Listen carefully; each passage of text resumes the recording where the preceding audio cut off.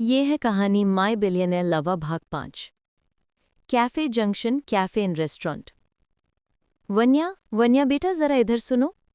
Shop की owner Shankar Prasad Yadav ji ने counter की तरफ देख आवाज देते हुए कहा।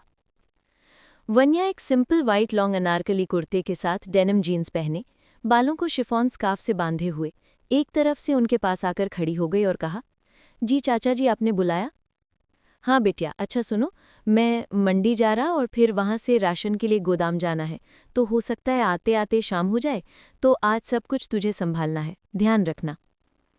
वन्या मुस्कुराकर हाँ कह देती है और फिर शंकर जी आगे चले गए।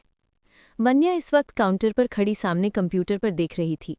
तभी वहाँ एक लड़की जिसने वेट्रेस का एप्रन पहना हुआ था, वो काउंटर की दूसरी तरफ खड़ी हो थोड़े नाराजगी से बोली, दीदी ये रघु को हुआ क्या है? वो आज भी काम पर नहीं आया। उसे पता है अभी स्टाफ कम है, फिर भी मतलब अब मुझे उसके हिस्से का भी काम करना पड़ेगा।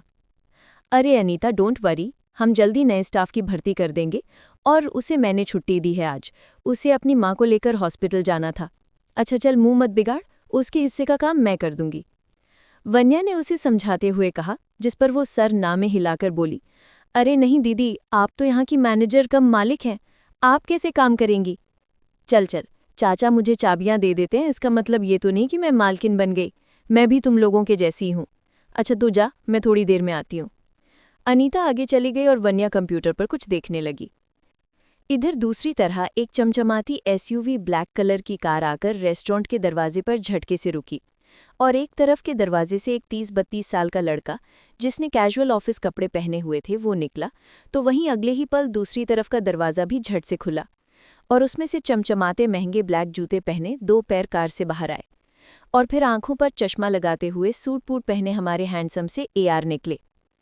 वो दूसरा लड़का एआर के बगल में आकर खड़ा हुआ।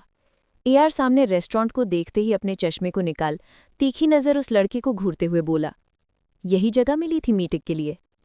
अरे मुझे ऐसे क्यों देख रहे हो? ये मैंने थोड़ी बुक किया है, उसने बुक किया है, उस पास खड़े लड़के ने बड़े फ्रेंडली तरीके से कहा। एआर एक बार फिर आंखों पर चश्मा चढ़ा, वैसे ही सख्ती से सामने देखते हुए अपना सूट निकाल कार में फेंक देता है और अपनी स्लीव को फोल्ड करते हुए बड़बड़ाया, अपनी औकात के हिसाब से ये जगह चूज की है उसने।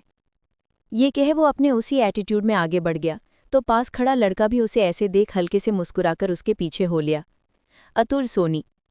अतुल एआर का बचपन का फ्रेंड और उसका बिजनेस पार्टनर है। अतुल एक खुले दिल का जॉली लड़का है। जहां एआर हमेशा सीरियस और एटीट्यूड में रहता है, तो वहीं अतुल का ऐसा कोई प्रॉब्लम नहीं, वो बहुत हंसी मजाक करने वाला लड़का है।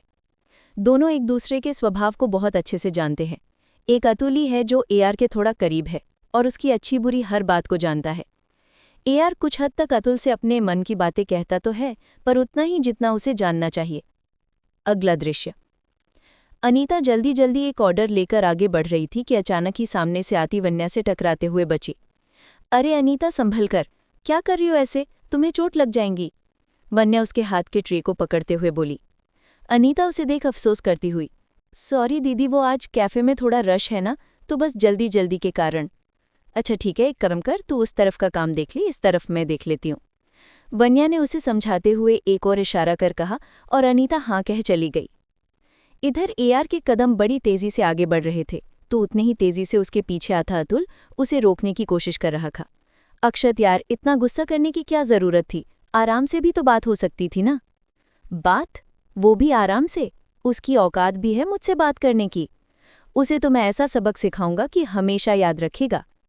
एआर तपती आवाज और गुस्से में ये कह ही रहा था और जैसे ही वो एक तरफ मुड़ा, अचानक ही कोई उससे टकरा गया और एआर के सफ़ेद शर्ट पर उस सामने खड़ी लड़की के हाथों में पकड़े कोल्ड कॉफ़ी विद आइसक्रीम थोड़ा सा गिर जाता है। पहले ही एआर का दिमाग खराब था और अब वो अपने सफ़ेद शर्ट को देख गुस्से में जोर से बोला, व्हाट द हेल, क्या है ये? ये कह जैसे ही उसने सामने देखा, वैसे ही वो एक पल के लिए ठहर गया। सामने कोई और नहीं बल्कि वन्या थी, जो किसी का ऑर्डर ले जा रही थी और एक पल के लिए उसका ध्यान भटका और अचानक सामने आए एआर से वो टकरा गई। Sorry sir, please I am really sorry, वो आप अचानक सामने आ गए तो इसलिए। वन्या की आवाज़ ने एआर को फिर से सख्त कर दिया। वो उसे अपनी चढ़ी हुई भवों से घूरने लगा। ओह, तो तुम कह रही हो इसमें मेरी गलती है? एआर ने चिढ़ में भड़कते हुए कहा। अक्षित जाने देना, गलती से हो गया होगा। अतुल बात संभालते हुए धीरे से एआर के पास आकर बोला, तो एआर ने अपने तलवार सी आंखें उसे दिखा हाथ के इशारे से उसे चुप करा दिया। वन्या उसे ऐसे देख थोड़ा डर तो गई थी, पर वो जानती है वो पूरी तरह गलत नहीं है। देखिए सर, बात बढ़ाकर कोई मतलब नहीं, गलती इंसान से ही होती है। 1 मिनट रुकिए, मैं साफ कर देती हूँ, वन्या ने समझाते हुए कहा। ये कह जैसे ही वन्या ने पास की टेबल से टिश्यू लेकर अपना हाथ एआर के शर्ट की तरफ बढ़ाई, एआर ने उसे घूरते हुए झट से उसकी कलाई पकड़ लेता है। Don't touch me. वन्या एक पल को सहम गई। उसके हाथ से टिश्यू गिर गया और अपने हाथ को देखने लगी। उसे सामने खड़े लड़के पर थोड़ा गुस्सा आया। उसने भी यार की तरह उसकी आंखों में आंखें डाल बोली, एक्सक्यूज मी सर, हाथ छोड़िए मेरा। मुझे भी शौक नहीं है आपको टच करने का, पर गलती मुझसे भी हुई है, बस इसलिए मैं उसे सुधार रही हूँ। So let me do my work. Vanya ने ये कहते ही अपना हाथ एआर के हाथ से छुड़वा लिया और आसपास देखने लगी।